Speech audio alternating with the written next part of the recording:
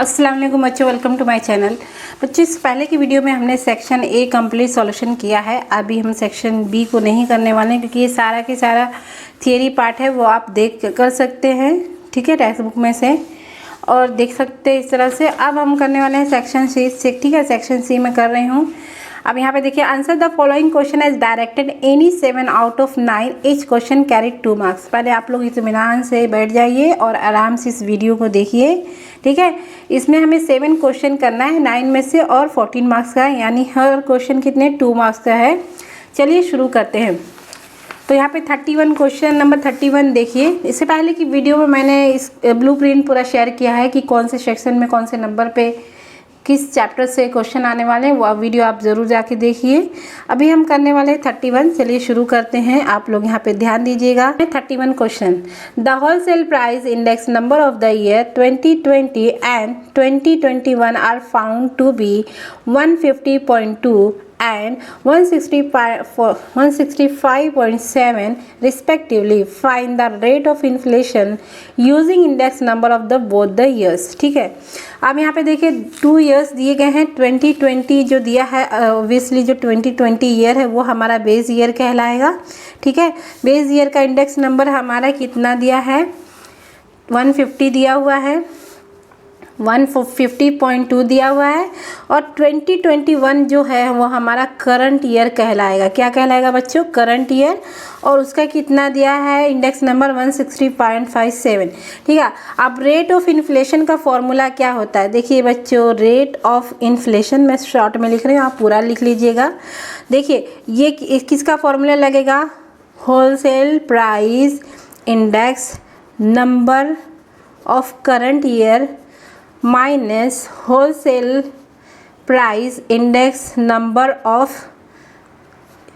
Past year या previous year upon क्या रहेगा, wholesale price index number of base year, sorry यहाँ base year into 100, ठीक है। ये फॉर्मूला होता है इनटू 100।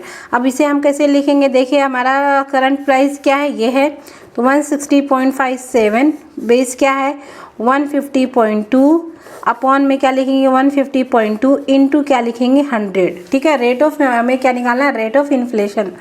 अब देखिए बच्चों, जब आप इसको माइनस करेंगे 165.7 माइनस 150.2, ठीक है। जब आप इसको माइनस करेंगे और डिवाइड बाई 150.2 और इनटू 100 करेंगे तो कितना आएगा, 10.31, 3 डिजिट देखते हैं, 1 के बाद 9, यहाँ पे 2 हो जाएगा, 10.32 ये परसेंट, ठीक है, परसेंट लगा देंगे तो ये इसका आंसर होगा। अब चलिए, इतना आपको समझ में आए, सिंपली क्या करना है, बेस ईयर है और ये करंट ईयर है, इसका फॉर्मूला रेट ऑफ इंटरेस्ट होता है base year minus current year upon base year into 100, तो ये हमारा इन्फ्लेशन का आ गया 10.32%। अब क्वेश्चन नंबर 2 देखिए बच्चों। क्वेश्चन नंबर 32 क्या दिया है, if n is equal to 10, covariance X Y is equal to 30 and S D of X है ना, स्टैंडर्ड डेविएशन ऑफ एक्स कितना है 5 है, एंड वेरिएंस ऑफ वाई, तो हमें देखिए एस डी ऑफ एक्स दिया है, यहाँ पे वेरिएंस ऑफ वाई दिया है, तो हमें स्टैंडर्ड डेविएशन निकालना पड़ेगा इसका, ठीक है। यहाँ पे ध्यान दीजिएगा। Then find the correlation coefficient. तो सबसे पहले मैं आपको फॉर्मूला बता देती हूँ, कोरिलेशन कोफिशिएंट का फॉर्मूला क्या होता है, ठीक है। अभी हम यहाँ पे देखिए लिख लेते हैं, 32 हम सॉल्यूशन कर रहे हैं, आप लोग यहाँ पे ध्यान दीजिएगा। n is equal to 10, covariance of x and y हमें कितना दिया गया है, 30 दिया है। एस डी कितना है, S D of x, S D of x कितना है बच्चों 5 दिया है। अब वेरिएंस दिया है y का, तो वेरिएंस ऑफ y जो दिया है तो हम इसे एस डी निकालेंगे, ठीक है। वेरिएंस ऑफ y कितना दिया है 144। अब आपको पता है एस डी कैसे निकलता है, सिंपली क्या होता है, इसका ये जो है 144 है, इसका स्क्वायर रूट निकाल दो, 144 का स्क्वायर रूट निकाल देंगे, 12 आ जाएगा एस डी, तो ये 12 आ गया। एस डी ऑफ किसका है, ये एस डी ऑफ वाई है, ठीक है।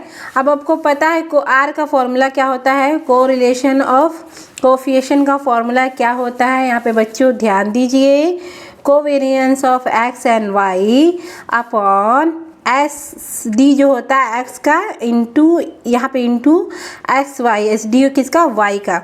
तो कोवेरिएंस हमें कितना दिया हुआ है 30 दिया हुआ है बच्चों। एस एक्स कितना दिया था एस डी ऑफ 5 दिया था और एस डी ऑफ वाई हमने निकाला है 12। अब यहाँ पे हम 12 पुट करेंगे तो ये कितना जाएगा 30/60। अब हम जब इसको डिवाइड करेंगे तो कितना आएगा 0.5। देखिए कैसे आएगा, देखिए 30 डिवाइड बाई 60 तो कितना आएगा 0.5। ये हमारा क्या आ गया है आर आ गया, कितना आ गया 0.5। तो इस तरह से सिंपल इजी क्वेश्चन है। अब देखते हैं क्वेश्चन नंबर 33। ध्यान दीजिए, अब तक तो आप लोगों को समझ में आया, अगर नहीं समझ में आया है तो प्लीज़ मुझे कमेंट कीजिए, मैं आप लोग जो भी क्वेरी होगी आपको सॉल्व कर दूंगी। जो भी क्वेश्चन में आपको प्रॉब्लम है किसी भी चैप्टर में प्लीज़ कमेंट कीजिए, मैं उसका सॉल्यूशन आपको करवाऊँगी। 33 क्वेश्चन देखिए क्या दिया है, the fitted regression line of Y on X. अभी हमें क्या कौन सी लाइन है वाई ऑन एक्स, ठीक है, ये ध्यान रखना है। अब ये वाई पे वाई जो है हमें वो कितना दिया है line 23.2 minus 1.2x and the observation used in fitting line is 6 and 17। कौन सा ऑब्जर्वेशन यूज हो रहा है, ऑब्जर्वेशन कितना हो रहा है 6 and 17। आपको पता है ये x का होता है और ये y का होता है, ठीक है। Find the error in estimating y 4x। तो हमें एरर फाइंड करना है। अब यहाँ पे देखिए x कितना लेना है 6 लेना है, तो जाहिर सी बात है y कितना है 17 है, तो हमें एरर फाइंड करना है। तो कैसे फाइंड करेंगे, चलिए ध्यान दीजिए। यहाँ पे सबसे हम पहले हम यहाँ जो ये क्वेश्चन है इसमें हम x की वैल्यू पुट करेंगे। x कितना है 6 दिया है, तो x इज इक्वल टू 6, ठीक है। बाई कैसे लिखेंगे, by putting x is equal to 6। अब हम देखिए इन किस में हम एक रख रहे हैं, इसमें रख रहे हैं, किस में y ऑन x जो है इसमें हम रखेंगे -1.2 और x। तो यहाँ पे देखिए बच्चों ध्यान दीजिए 23.2 माइनस 1.2 हम x की जगह पे कितना लेंगे 6। जब हम इसकी मल्टीप्लाई करके माइनस करेंगे बच्चों, ठीक है, इनकी माइनस और मल्टीप्लाई करेंगे तो ये कितना आने वाला है, ठीक है, कितना आएगा 16 आएगा, कितना आएगा 16। अब आपको पता है यहाँ पे देखिए y कितना है 7 है और यहाँ पे जो y ऑन x जो ये जो y आया है वो कितना आया है 16 आया है। तो हम एरर कैसे फाइंड करेंगे, एरर इज इक्वल टू होता है y माइनस, ठीक है, और ये वाला y का मैं नाम मुझे, ठीक है, y माइनस अब y। तो देखिए यहाँ पे ये y कितना है 17 है और ये हमारा कितना है 16 आया है, तो यहाँ पे लिखेंगे 17 माइनस 16, तो यहाँ पे कितना है 1, तो देयरफॉर एरर कितना है 1 है, ठीक है, ये 1। आई होप कि आप लोगों को समझ में आया होगा। चलिए शुरू करते हैं क्वेश्चन नंबर 34 क्वेश्चन क्या दिया हुआ है, state the limitation of graphical method to assure the train, ठीक है। तो ये आपको टेक्स्ट बुक में मिल जाएगा, ठीक है, ये हमारा थियरी पार्ट है। हम आते हैं डायरेक्टली 35 पे। Probability of getting D in the first place in all the possible arrangements of each and every letter of the word ध्यान, ठीक है, ध्यान में हमें कितनी कितना प्रोबेबिलिटी है किसकी D की फर्स्ट प्लेस पे आने की। तो आप देखिए पहले काउंट कीजिए कितने लेटर्स हैं टोटल 1 2 3 4 5। तो टोटल लेटर कितने हैं, कौन सा हम सॉल्व करें 35। टोटल नंबर जो हमारे कितने हैं, टोटल लेटर कितने हैं 5 है, हमें ऐसे 5 लिख देना है, ठीक है। अब जो n होगा वो क्या होगा 5p5, ठीक है, 5p5। तो इसमें हमारा क्या आएगा फैक्टोरियल, तो ये हमारा क्या आएगा 5 फैक्टोरियल जो आएगा 5 4 3 2 1। आपको पता ही है ये कितना होता है 120 होता है, ठीक है, 120 होता है।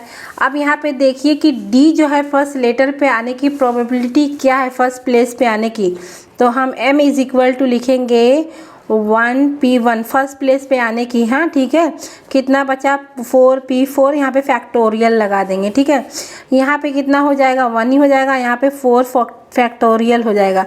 उसके बाद में यहाँ पे कितना हो जाएगा 24 हो जाएगा। ठीक है, 4 × 3 × 2 × 1, तो यहाँ पे m हमारा कितना आया 24 आया। अब यहाँ पे देखिए, यहाँ पे p ऑफ a जो हमारा है, ठीक है, आने की प्रोबेबिलिटी क्या है। पहले हमारा कितना आया था, ये 120, ये हमारा क्या है n है। ठीक है, n है, तो p of a equal to क्या होता है m/n। हमारा m कितना आया है 24 और हमारा n कितना आया था 120। तो जब हम इसे डिवाइड करेंगे तो हमारा कितना आएगा, देखिए 24 डिवाइड बाई 120 तो आएगा 0.2। तो यहाँ पे कितना आएगा 0.2। तो इसकी आने की संभावना कितनी है 0.2। अब देखिए क्वेश्चन नंबर 36 देखिए, 36 में क्या लिखा हुआ है, the mean and variance of binomial distribution are 3.9 and 2.73 respectively. देखिए बच्चों, बाइनोमियल डिस्ट्रीब्यूशन की बात हो रही है। Find the Bernoulli trials conducted, find the number of Bernoulli trials conducted in the distribution. तो हमें नंबर मालूम करना है, यानी n मालूम करना है। तो आपको पता है कि बाइनोमियल डिस्ट्रीब्यूशन में हम मीन को किससे ये करते हैं, स्पेसिफाई करते हैं NP से। और यहाँ पे देखिए आप बच्चे, हमारा 3.9 दिया हुआ है और हम जो वेरिएंस है, वेरिएंस को किससे स्पेसिफाई करते हैं, वेरिएंस को स्पेसिफाई करते हैं NPQ से। और NPQ से हम वेरिएंस बताते हैं किसमें, बाइनोमियल डिस्ट्रीब्यूशन में। तो इसका कितना दिया हुआ है 2.73। अब हमें क्या निकालना है, हमें निकालना है n निकालना है। ठीक है, n निकालना है।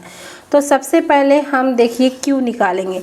तो q का फॉर्मूला क्या होता है, NPQ अपॉन NP। जब हम NPQ में से NP डिवाइड करेंगे तो हमारा q आ जाएगा। तो NPQ कितना दिया है 2.73 अपॉन ये हमारा कितना दिया है 3.9। ठीक है, जब हम इसको डिवाइड करेंगे 2.73 अपॉन 3.9 तो हमारा कितना का 0.7। तो यहाँ पे हमारा 0.7 जो आया वो क्या है, क्यू आया है।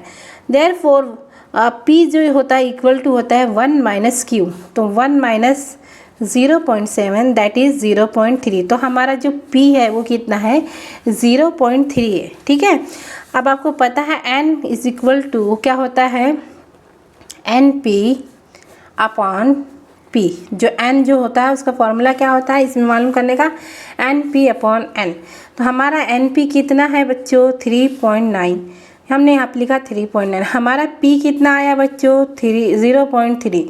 जब हम देखिए इसको डिवाइड करते हैं 3.9 अपॉन 0.3 तो आता है 13। कितना आएगा बच्चों 13। Therefore n is equal to कितना है 13। इतना समझ में आया आप लोगों को। चलिए अब करते हैं क्वेश्चन नंबर 37।